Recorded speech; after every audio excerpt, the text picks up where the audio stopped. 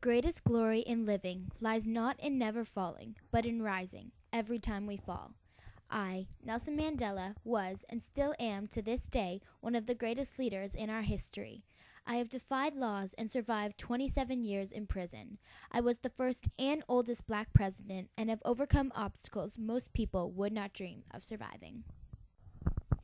I, Nelson Rolihlahla Mandela, was born on July 18, 1918, in Mvezo, a village in Mathatha in the Transkei.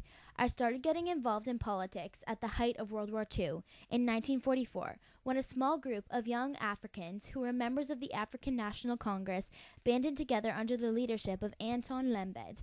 I was among the 60 people who wanted to transform the ANC into a more radical movement. The problem was the government was segregating against all blacks. The ANC wanted to change the government's ways in a peaceful manner. I also wanted to erase apartheid, which was a legal system of legal segregation enforced by the National Party government in South Africa.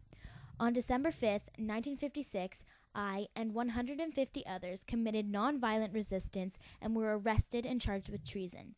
This, however, would not be the charge that landed me in jail for 27 years. In 1961, I became leader of the armed wing in the ANC, Umkhonto we Sizwe, translated Spear of a Nation. On August 5, 1962, I was arrested after living on the run for 17 months.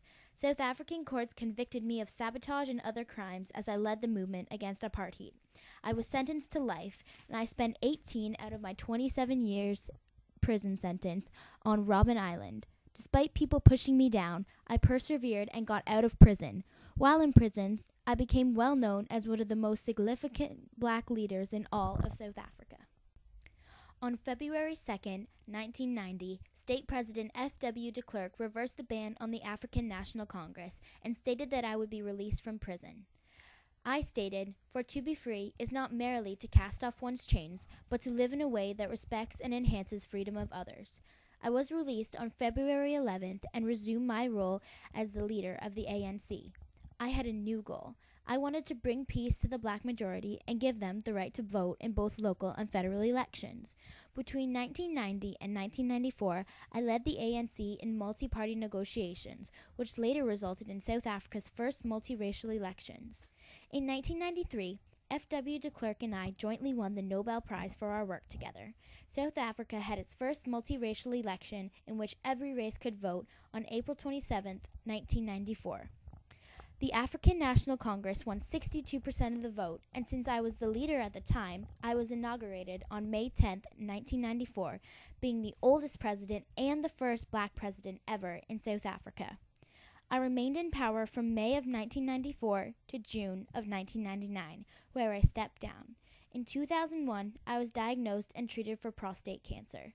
In June of 2004, at 85, I decided to retire from public life. Over the decades, I have won over 250 awards. In November of 2009, the UN General Assembly dedicated July 18th, my birthday, to Mandela Day. After over 50 years, I have finally got some of my well-deserved credit.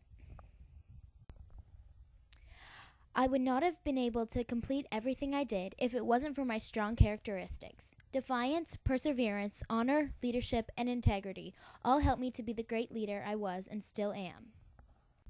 Defiance, a bold or daring resistance to authority or to any opposing force. That basically sums up my whole life. I fought against the South African government for many years against apartheid. In 1952, I led a defiance campaign. I never gave in, which leads to my next characteristic that makes me a great leader: perseverance. Despite being in prison for 27 years, I still believed and resumed leadership at the ANC and kept on resisting, fighting for equal rights. I kept on going until finally all my hard work paid off. The ANC won the federal election, and I got the chance to change what I had been fighting for 50 years. Also, at age 82, I was diagnosed with prostate cancer. Even through my fight, I still managed to be an active activist. I also have a lot of honor for myself and for everyone else. I kept honor towards myself by keeping each one of my marches, campaigns, and each resistance nonviolent. I honor the fact that each life is important. I honor other people by fighting for them. I once stated, During my lifetime, I have dedicated myself to the struggle of the African people. I have fought against white domination, and I have fought against black domination. I have cherished the ideal of a democracy and free society in which all persons live together in harmony and with equal opportunities. It is an ideal which I hope to live for and achieve. But, if needs be, it is an ideal in which I am prepared to die for. I am so passionate about the freedom of other people and would do anything for them. Under my leadership, I honored them by giving them what they wanted. Leadership is a trait that everyone needs to have if they want to change something. Since it was very clear that I wanted to change the South African government, and because of my organizational skills and intelligence, I was a perfect candidate for the leader of the ANC. Another characteristic that made me so successful is my integrity.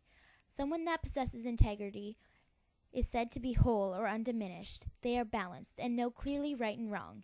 Even if I was sent to prison, I know it was for the right reasons. I never once crossed the line or did something questionable. I hope to be a great man with a great heart and love for all people, which is what makes me one of the most significant and loved leaders in South Africa. Despite imprisonment, cancer, discrimination, and sabotage, I have remained one of the most peaceful and enlightened activists ever. I have defied odds and have been an inspiration to millions of not just African Americans, but all other races. Because of my perseverance, honor, leadership, and integrity, I have overcome obstacles many people never could and will always be remembered.